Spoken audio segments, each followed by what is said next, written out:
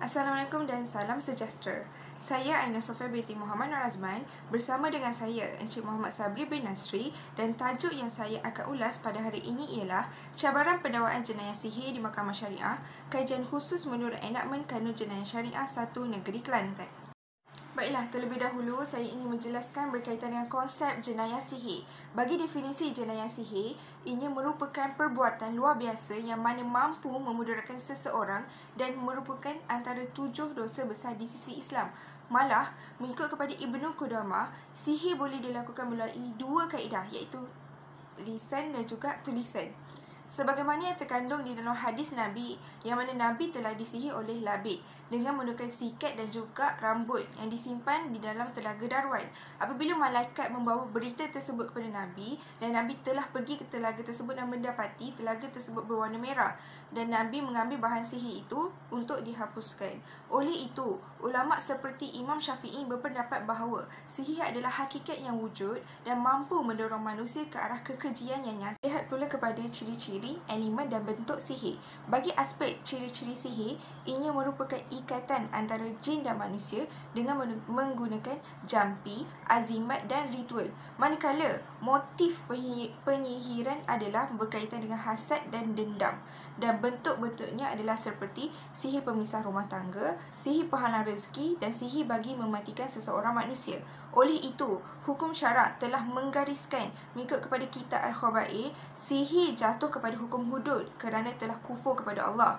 Selain itu, sihir juga boleh dijatuhkan kepada hukuman qisas sekiranya pembunuhan itu bersifat sengaja dan mencederakan seseorang dengan sengaja. Namun, di Malaysia, sihir diletakkan di bawah hukuman takzir, iaitu mengikut kepada pemerintahan dari aspek jumlah, kadar siksaan dan nisbah. Kini, peruntukan berkaitan sihir telah diwartakan di negeri Kelantan mengikut kepada Seksyen 4 enakmen Kanun Jenayah Syariah 1 Negeri Kelantan, yang mana pesalah sihir dihukum dengan denda tidak lebih RM5,000 atau penjara tidak lebih 3 tahun atau sebatan tidak lebih 6 kali. Seterusnya, bertepatan dengan kajian cabaran pendakwaan, maka badan pendakwaan bagi jenayah sihir perlulah diambil kira melalui 3 aspek.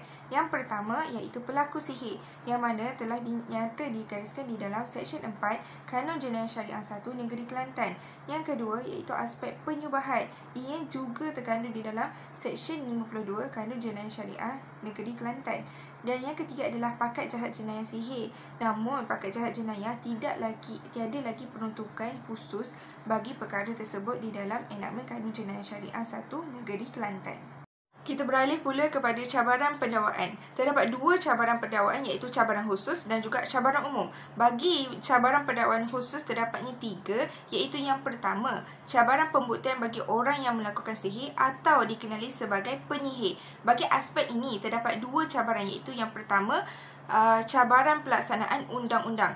Walaupun terdapatnya penuntukan undang-undang bagi penyihir seperti yang terkandung di dalam Seksyen 4 Kanun Jenayah Syariah 1 Negeri Kelantan, namun disebabkan sihir bersifat korup, pembuktian sihir sukar diperolehi sebagaimana yang didapatan di PPA Negeri Kelantan yang menyatakan bahawa terdapatnya aduan, namun sewaktu penggeledahan berlaku, tiadanya barang-barang penyihiran seperti yang terkandung di dalam aduan dan menjadikan siasatan gagal dilaksanakan. Yang kedua, cabaran dari aspek penentuan akta serius dan mens rea. Umum mengetahui bahawa kedua-dua aspek tersebut perlu dipenuhi bagi pembuktian beyond reasonable doubt. Maka, penentuan akta serius berlaku apabila terdapatnya impak kepada mangsa yang disihir. Tapi, kalau nak menentukan mens rea, mengikut kepada keadaan mental seseorang penyihir itu dan niat jahat mereka, maka dalam hal ini menyukarkan pembuktian bagi sesuatu pendakwaan. Seterusnya, cabaran pendakwaan khusus yang kedua adalah cabaran pendakwaan bagi orang yang bersubahat. Mengikut kepada Kanun Jenayah Syariah 1 Negeri Kelantan, subahat terkandung di dalam Seksyen 52. Subahat melibatkan bantuan atau dorongan untuk melakukan jenayah. Kebiasaannya, subahat melibatkan konspirasi, iaitu pakat jahat jenayah. Misalnya di dalam kes Oi Juan Seng lawan Public Prosecutor, yang mana menunjukkan faktor masa dalam penyubahatan melibatkan aspek bantuan yang diberikan sebelum suatu kesalahan dilaksanakan. Namun, kesemua peruntukan seksyen bagi subahat tidak mengkhususkan mengenai penyubahatan bagi kes sihir di dalam enakmen Kanun Jenayah Syariah 1 Negeri Kelantan. Walhal, bagi jenayah sihir, perincian spesifik bagi penyubahatan adalah diperlukan kerana sudah tentu penyihir melaksanakan penyihiran atas permintaan persubahatan itu sendiri. Kita beralih pula kepada cabaran pendakwaan khusus yang terakhir, iaitu cabaran pendakwaan bagi pakat jahat jenayah. Mengikut kepada Seksyen 120A Kanun Keseksaan, pakat jahat menyatakan bahawa dua orang atau lebih berpakat membuat sesuatu perbuatan menyalahi undang-undang walaupun ianya belum dilaksanakan. Namun, pakat jahat ini sukar dibuktikan kerana bersifat rahsia. Malah, kepincangan berlaku bagi pakat jahat jenayah apabila ketiadaan peruntukan berkaitan dengan perkara ini di dalam Kanun Jenayah Syariah 1 Negeri Kelantan. Misalnya, kita boleh lihat kepada kes Murad Halimuddin 2018 dan Wan Jian Kuan, yang mana pakat jahat perlu tunjukkan ada bukti niat dan penglibatan ramai. Namun begitu, seperti yang kita tahu bahawasanya di dalam enakmen syariah Kelantan hanya subahat sahaja yang disebut, namun tiada peruntukan khusus untuk pakat jahat jenayah. Hal ini menyebabkan kesukaran untuk menyabitkan mereka yang berpakat dalam kes sihir. Setelah mengetahui berkaitan cabaran pendakwaan khusus, saya akan menerangkan berkaitan cabaran pendakwaan umum pula. Terdapat dua cabaran pendakwaan umum. Yang pertama, skop keterangan pakar yang tidak komprehensif menurut Undang-Undang Keterangan. Keterangan pakar dipanggil sebagai ra'yu khabir, iaitu pendapat pakar. Hal ini penting, pendapat pakar ini, tetapi tiada perincian siapa pakar yang dianggap sebagai pakar sihir. Mengikut kepada Seksyen 33 Akta Keterangan Mahkamah Syariah, tidak menjelaskan secara terperinci ciri-ciri pakar sihir yang mana akan menyukarkan pihak pendakwaan. Yang kedua, skop penyediaan bukti empirikal yang sukar diterima. Hal ini kerana sihir bersifat ghaib. Tiada bukti yang boleh diuji atau dilihat. Bukti empirikal seperti video, audio forensik sukar diperoleh. Tanpa bukti-bukti objektif tersebut, mahkamah tidak dapat terima kes sihir dengan yakin dan dapat buat keputusan dengan utuh. Bagi mengatasi cabaran yang telah dibincangkan sebentar tadi, terdapat beberapa langkah penambahbaikan, iaitu dengan melaksanakan pindaan. Mengikut kepada gambar rajah tersebut, bagi kategori penyihir diletakkan di bawah Seksyen 4 Enakmen Kanun Jenayah Syariah 1 Negeri Kelantan. Manakala peminta sihir pula mengikut kepada Seksyen 52 disebut di bawah enakmen yang sama. Namun, bagi orang yang melaksanakan konspirasi sihir tiada dalam enakmen. Maka bagi mengharmonisasikan perkara ini, perlulah dilaksanakan pindaan pada Seksyen 4 yang mana merangkumi penyihir, peminta sihir dan pakatan jahat sihir. Antara perkara yang perlu dipinda adalah dengan memperincikan pihak-pihak di dalam jenayah sihir supaya aduan yang dibuat berasas untuk disiasat di sisi undang-undang.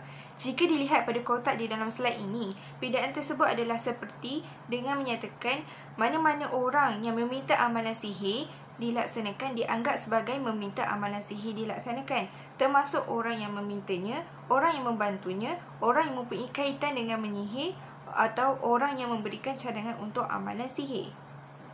Seterusnya, seperti yang saya telah jelaskan sebentar tadi, subahat yang terkandung di dalam Seksyen 52 tidak terperinci berkaitan subahat kes sihir dan pakat jahat jenayah kes sihir.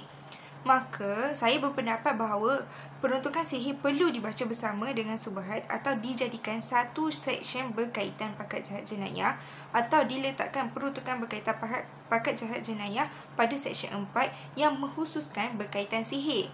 Antara perkara yang boleh dimasukkan di dalam Seksyen 4 adalah seperti yang terkandung pada kotak di dalam slide tersebut yang menyatakan apabila dua orang atau lebih orang bersetuju untuk melakukannya atau menggalakkannya.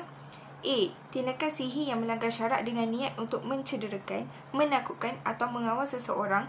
Atau B. Perbuatan yang bukan sihir tetapi menggunakan sihir, jampi, tangkal atau pertolongan gaib dengan niat untuk melanggar undang-undang dianggap sebagai pakat jahat jenayah. kecuali perjanjian untuk melakukan kesalahan sihir. Tiada perjanjian akan dianggap sebagai perkaitan jahat jenayah berkaitan sihir, melainkan perbuatan yang dilakukan oleh satu atau lebih pihak di dalam perjanjian itu dianggap sebagai pelaksanaan perjanjian itu. Misalan, A dan B bersetuju untuk menggunakan sihir untuk menghancurkan rumah tangga C. Jika salah seorang daripada A dan B menyediakan bahan ritual seperti kain kuning, darah ayam dan sebagainya, mereka akan dijatuhkan atas tindakan jenayah pakat jahat, walaupun amalan itu belum sepenuhnya dilaksanakan. Bagi penambahbaikan yang terakhir adalah dengan melaksanakan penggubalan unit khas, yang mana terdapatnya unit kecil bagi unit siasatan sihir. Struktur organisasinya boleh dilihat seperti Jabatan Siasatan Jenayah di bawah PDRM. Oleh itu, perlu ditubuhkan cawangan unit siasatan jenayah sihir di setiap negeri Kelantan. Anggota-anggota yang dilantik mestilah mempunyai kemahiran di dalam profesi tersebut, seperti pakar di dalam perkara-perkara berkaitan dengan penyihiran dan aspek bentuk-bentuk sihir dan juga ciri-ciri sihir tersebut.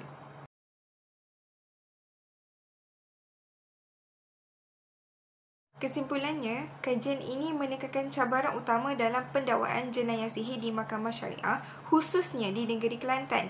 Cadangan seperti pindaan Seksyen 4, Kanun Jenayah Syariah 1 Negeri Kelantan, penubuhan unit khas sihir dan pelibatan pakar sihir di mahkamah diharapkan dapat memperkukuh penguasaan serta memastikan keadilan sosial ditegakkan dengan lebih berkesan. Oleh itu, penambahbaikan Undang-Undang Sihir akan membantu memperkemas proses siasatan dan pendakwaan di Mahkamah Syariah. Usaha ini bukan sahaja meningkatkan kecekapan sistem perundangan syariah, tetapi juga melindungi mangsa sihir dan memperkukuhkan keadilan masyarakat. Sekian sahaja daripada saya. Terima kasih kerana mendengar.